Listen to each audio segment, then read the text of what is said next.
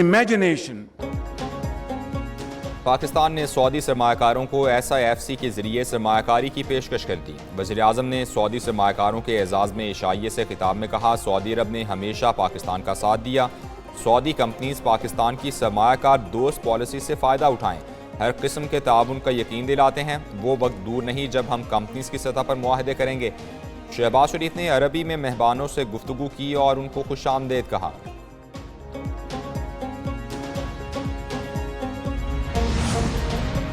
We believe in the great potential of Pakistan's economy, demographic and talent, as well as location and natural resources.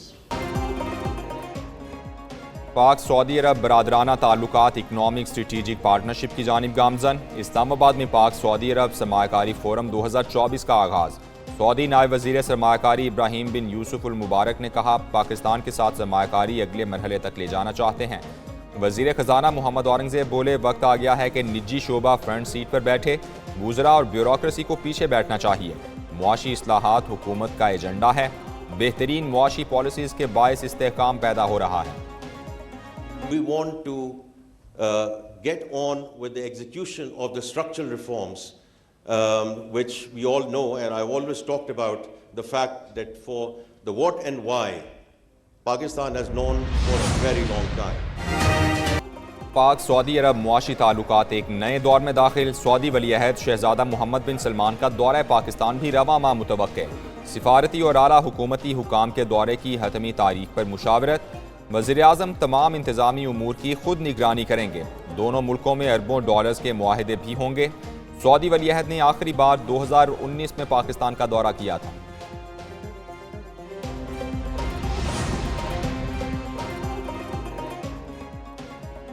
मुल्क में सरमायाकारी के फ़रोग के लिए कोशिशें तेज़। सऊदी अरब के बाद तुर्किया का वफ़द भी पाकिस्तान आएगा। हुकूमत ने तुर्किया के आला सतह वफ़द के दौरे की तैयारियां शुरू कर दी। तुर्किया के सदर रजब तैयब एर्दोगान जल्द पाकिस्तान का दौरा करेंगे। तुर्क वज़ीर ख़ारिजा, दीगर हुकाम और कारोबारी शख्सियात का वफ़द भी हमराह होगा। तुर्क सदर का दौरा पाकिस्तान जून में मुतवक्के। इस्लामाबाद हाई कोर्ट का जस्टिस बाबर सत्तार के खिलाफ सोशल मीडिया मुहिम चलाने पर तौहीन अदालत की कार्रवाई का फैसला। जस्टिस बाबर सत्तार ने सोशल मीडिया मुहिम पर chief justice Islamabad high court को खत लिखा। ज़राए के मुताबिक खत को तौहीन अदालत केस में तब्दील करने का फैसला किया गया है।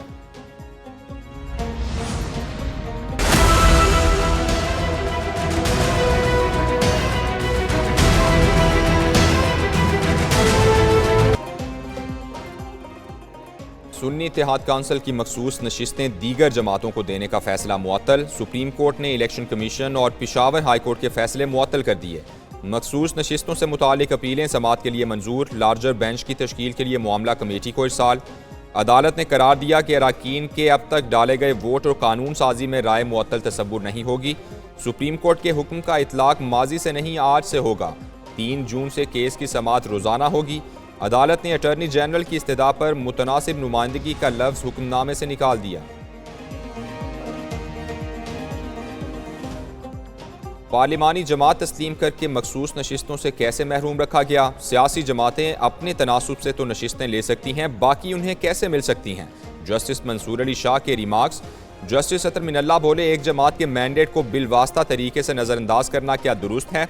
बगैर माकूल वजह बताए मखसूस नशिस्तें दीगर जमातों में बांटी गईं। सुप्रीम कोर्ट ने मखसूस नशिस्तों वाले अराकीन को नोटिस जारी कर दिए। समाअत 3 जून तक मुलतवी।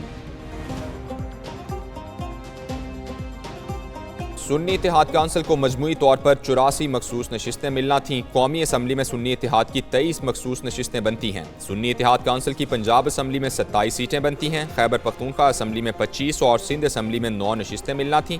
इलेक्शन कमीशन का इजलास। सुप्रीम कोर्ट का फैसला लॉ विंग को भेज दिया। कौमी असम्बली सेक्रेटेरिएट के मुताबिक सुप्रीम कोर्ट ने इस केस में उन्हें कोई हुक्मनामा जारी नहीं किया। मखसूस नशिस्तों से मुतालिक नोटिफिकेशन इलेक्शन कमीशन भिजवाता है। आज अल्हम्दुलिल्लाह सुप्रीम कोर्ट ने लीव ग्रांट कर दी है। इलेक्शन कमीशन का ऑर्डर 1 मार्च 2024 का और पेशावर हाई कोर्ट के लार्जर बेंच का ऑर्डर 14 मार्च 2024 का सुप्रीम कोर्ट ने सस्पेंड कर दी है। सुन्नी इत्तेहाद काउंसिल मखसूस नशिस्तों के फैसला मुअत्तल होने पर खुश, सुप्रीम कोर्ट के फैसले को अपने मौक़िफ़ की तायीद करार दे दिया। बैरिस्टर गौहर कहते हैं इलेक्शन कमीशन का ऑर्डर गैर आइनी था। सुन्नी इत्तेहाद की 78 मखसूस नशिस्तें दूसरी जमातों को दी गईं। फैसले की मुअत्तली से हुकूमत 2/3 अक्सरियत से महरूम हो गई, अब आइनी तरमीम नहीं ला सकती। मजीद कहा किसी के साथ मुज़ाकरात नहीं हो रहे। सलमान अकरम राजा बोले अदलिया और सियासी प्लेटफॉर्म पर जिद्दोजहद जारी रखेंगे। वज़ीर कानून को मखसूस नशिस्तों पर पेशावर हाई कोर्ट का फैसला बरकरार रहने की उम्मीद। आज़म नज़ीर तारड़ कहते हैं ये आइनी तशरीह का मामला है, मुनासिब होता अगर लार्जर बेंच ही कोई अबूरी हुक्मनामा भी जारी करता। पार्लिमान की कानून साजी के इख्तियार के मामले में हुक्म इम्तना से गुरेज करना चाहिए था। रुकन की तरफ से की गई कानून साजी नाअहलियत के बावजूद बरकरार रहती है। सिंध के सीनियर वजीर शर्जील इनाम मेमन बोले सुन्नी इत्तेहाद काउंसिल ने इलेक्शन से पहले फहरिस्त जमा नहीं कराई तो एक नशिस्त भी नहीं बनती। आइन जिस चीज़ की इजाज़त देता है वही कर सकते हैं। सुन्नी इत्तेहाद काउंसिल की वो लिस्ट जमा थी और उसके बाद उनको सीटें नहीं मिली, फिर तो वो बात ठीक होगी। और अगर उनके पास वो लिस्ट जमा नहीं कराई हुई, इलेक्शन कमीशन पाकिस्तान कोई हाई कोर्ट, कोई ट्रिब्यूनल, कोई सुप्रीम कोर्ट इजाजत देगा? नहीं देगा। ख्वाहिशात में फैसले